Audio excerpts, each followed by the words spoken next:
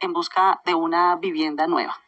Y también tenemos 4.5 millones de hogares en déficit cualitativo. Pero dentro del déficit cualitativo está el hacinamiento, que son las familias, varios hogares debajo de un mismo techo. Los abuelos, los padres, los hijos, y como tú mencionabas, Camila, no solamente es un asunto de nuestros países. La discusión en España, en Inglaterra, en Estados Unidos es grandísima. Yo hace unas 3 o 4 semanas estaba hablando con la subsecretaria de Vivienda y Desarrollo Urbano de Estados Unidos, la homóloga mía, exactamente.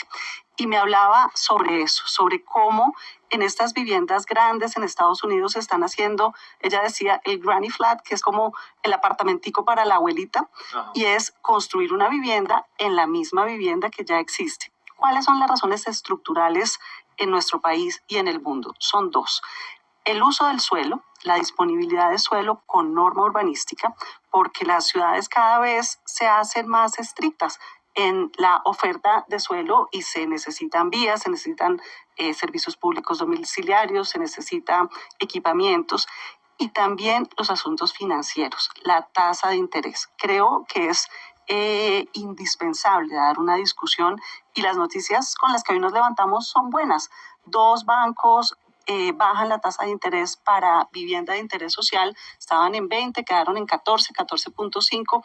Tenemos que transformar el acceso a crédito, el acceso a recursos financieros para la compra de vivienda. Digamos como que esa noticia, el viernes hablábamos con el presidente de la vivienda aquí en este mismo espacio en el que está usted, ministra, él nos decía y nos anunciaba ya que iban a entrar a bajar tasas de interés para las viviendas de interés social. Esta vivienda, ¿cuál es el otro banco que también se suma? Bancolombia. Eso vi en la prensa esta mañana. Los dos. Aval, o sea, se suman 3 bancos a bajar las tasas de interés, pero solo vivienda de interés social, no la vivienda lujosa. Usted decía, uno de los problemas que se tiene en el mundo para que las casas estén tan costosas son la normatividad en las ciudades, entiéndase, los planes de ordenamiento territorial. Claudia López aprobó un POT, hace poco Bogotá aprobó un POT. Acá me dice un oyente que se llama Yesenia Ángel, que dice en Bogotá hay apartamentos de 32 metros cuadrados en 500 millones de pesos, que eso es un abuso total con las nuevas generaciones. Pasa, pero también pasa en Nueva York, pasa en Londres, pasa en París, en las grandes ciudades vemos sitios chiquititos carísimos.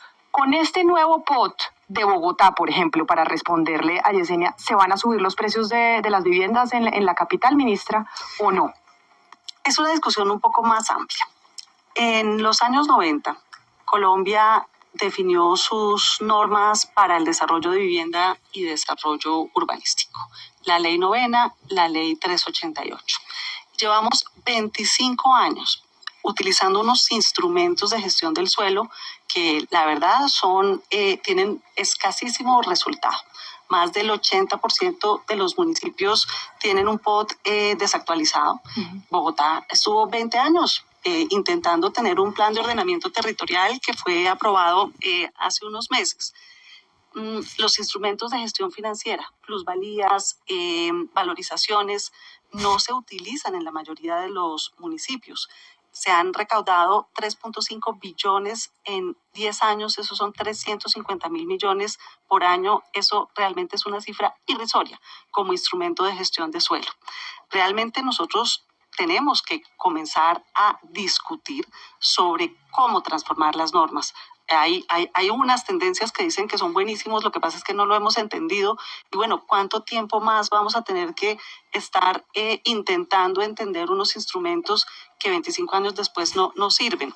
El plan de ordenamiento territorial de Bogotá es un logro, pero es un logro de papel. Y eso, ¿cómo se concreta en obras, en vías, en equipamientos? Ya es una discusión adicional. Es un mapa, pero no son hechos concretos urbanísticos. La disponibilidad de suelo es indispensable para poder incrementar la oferta de vivienda, no solamente de vivienda de interés social, sino la otra. Tú hablabas de apartamentos de 500 millones de pesos.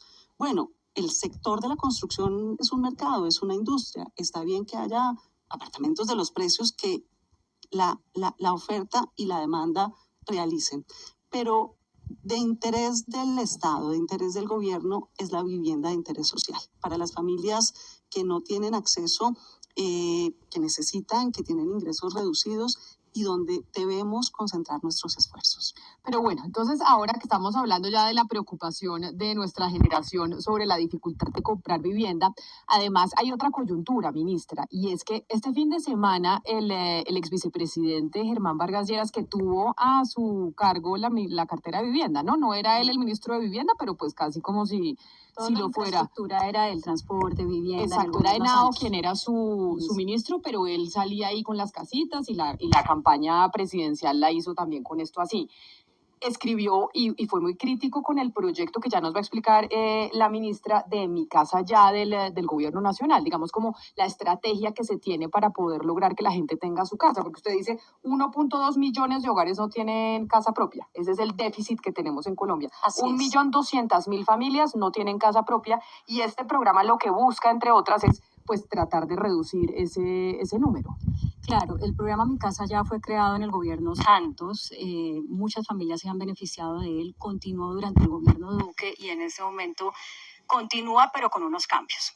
Y esos cambios han generado mucha preocupación, ministra, en el sector constructor. Y remitámonos a las cifras, unas de ellas las comparte el ex vicepresidente en su columna, que además tiene un título muy fuerte, también quieren acabar la vivienda, que así lo tituló.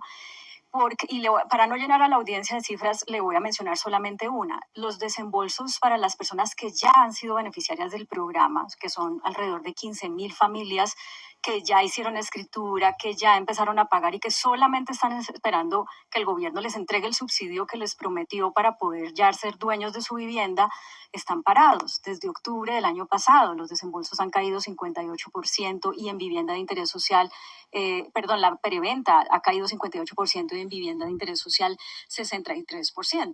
Entonces, los constructores se preguntan, oiga, pero si este es un sector que dinamiza la economía, un sector que genera 1,6 millones de empleos, que llega a ser el 10% del PIB, este gobierno, ¿por qué tiene frenados el desembolso de los subsidios a las familias que ya tienen esa esperanza? Nos van a empezar a devolver las casas que ya les vendimos.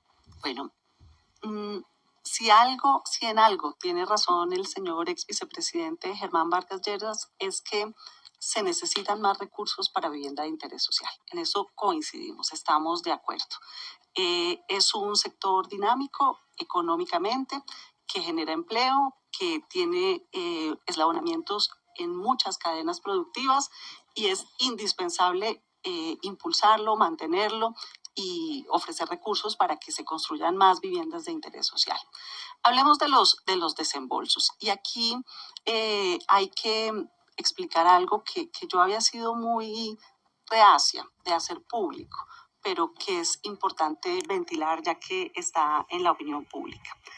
Yo hice para el presidente Petro el empalme del sector vivienda en el mes de julio del año pasado y después de posesionarme, no fue el 8 de agosto, sino como el 15 o 20 de agosto, habiendo tenido el gobierno pasado la oportunidad de informar, conocí que el gobierno pasado asignó los recursos de la vigencia 2023 antes que nosotros llegáramos. Es más, en el mismo momento en que estábamos haciendo empalme, estaban haciendo la asignación y no fuimos informados. No importa, esto se hizo ya. Realmente lo consideramos una grosería. No, pero espéreme, ministra, porque sí importa. O sea, quiere decir que esos dineros que estaban destinados para el programa de Mi Casa Ya los adjudicaron rápidamente en el gobierno Duque en medio del empalme antes de que ustedes llegaran, y esa es la razón por la cual ustedes no han tenido el manejo de los recursos y a quienes se lo asignaron. Exactamente. Hay una figura de vigencias futuras que es poder comprometer en una vigencia anterior la siguiente. Había una disposición de vigencias futuras del 2023, es decir, recursos de este año del gobierno del presidente Petro, que fueron asignadas a 23.000 familias sin informarnos. Y nosotros, cuando nos enteramos de eso, 8 o 10 días después, una vez nos sentamos en el ministerio, pues nos enteramos de eso y realmente hemos sufrido mucho por las familias, porque son familias a las que se les ofrecieron unos subsidios y solamente por razones presupuestales las podíamos asignar en esta vigencia 2023, es decir, a partir del 2 de enero. El 2 de enero empezamos la tarea, ya hemos hecho un desembolso de 200 mil millones de pesos de esos recursos y estamos en la medida en que la capacidad operativa nos lo permite haciendo el desembolso. Entonces, sí, hay esa dificultad de desembolso, la situación es la que les estoy explicando, que es realmente una tristeza que en un empalme no lo conociéramos, pero lo que es más triste es que las familias se les asignara un subsidio y solamente en el mes de enero pudiéramos iniciar los trámites presupuestales y ya estamos haciendo esos desembolsos a la velocidad que podemos para que estas familias reciban su subsidio porque honramos los compromisos del Estado. O sea, quiere decir que esas familias sí lo van a recibir, que usted no había querido ventilar que había habido una indelicadeza de parte del gobierno anterior de, perdóneme esas las palabras las uso yo, no usted, de meterse al rancho y decirle yo le dejo esto adjudicado y ustedes no se han dado cuenta y por eso no se ha podido desembolsar esos dineros. Tal cual.